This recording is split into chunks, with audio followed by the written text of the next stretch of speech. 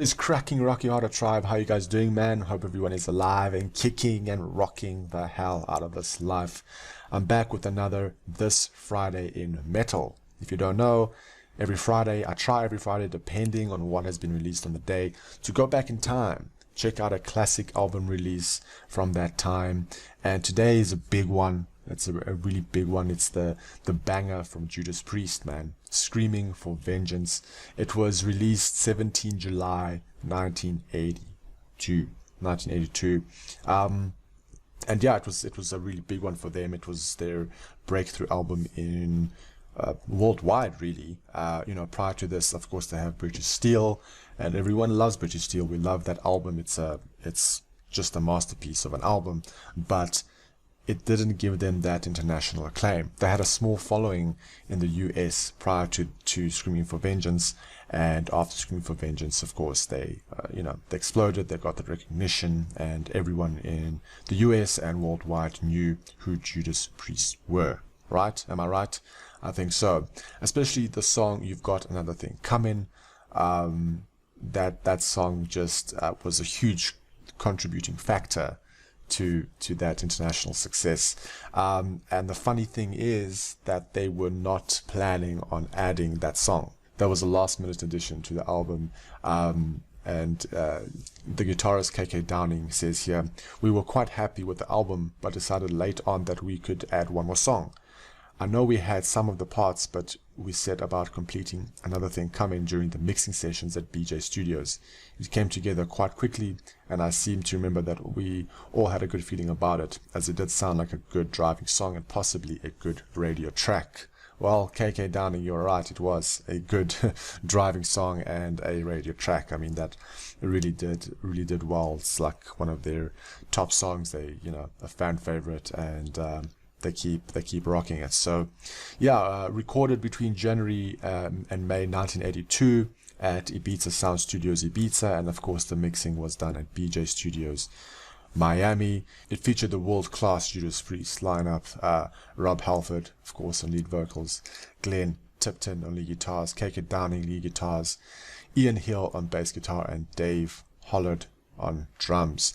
Everyone really enjoyed this album, and it was very influential. I think, it influenced a lot of what the metal bands in America started doing right after hearing Judas Priest. You can hear a lot of Judas Priest influence in some of the 80s US music.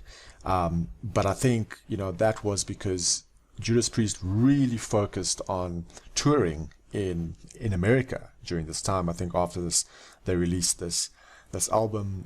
They went on the World Vengeance tour and primarily focused on North America. They toured extensively in North America for that year. I think it was 1983, and they only went back to Europe at the end of 1983, I think in December. So really spent a whole year of touring in North America to solidify them and to build that commercial footprint. And they did it, man. They did exactly what they set out to do with this album. So without further ado, let's check out the brutal and wonderful track list.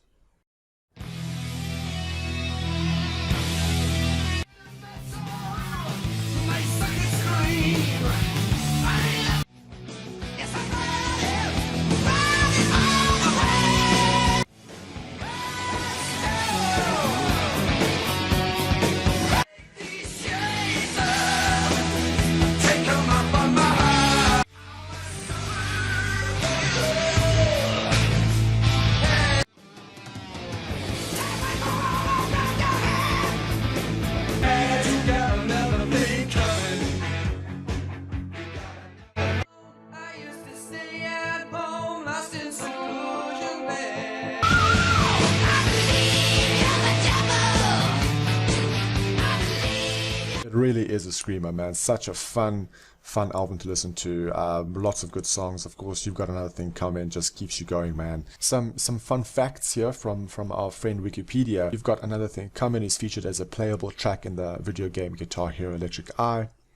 Was playable in Guitar Hero Encore, Rockstar 80s and Guitar Hero smash hits. The entire album was the first album released as downloadable content for the video games Rock Band and Rock Band 2. The title song, Screaming for Vengeance, was played on the main title for the video game Brutal Legend.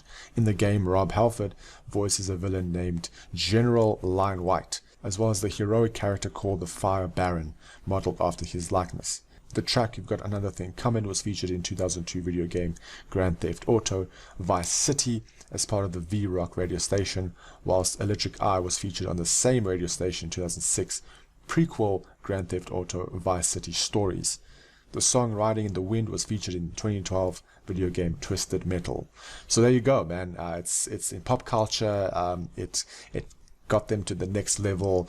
It really is a great album. So if you haven't listened to it, go listen to it. If you have, where do you place it? Is it amongst your favorites, or is it just another one of those albums that they sold out? But I don't think they did. I don't think Judas Priest sold out with this album. I think they just took it to the next level and brought out their A game. But let me know, Judas Priest fans, share your stories, get in the comment section there and let me know. I love reading that stuff. So thank you so much for watching. Until next time, cheers.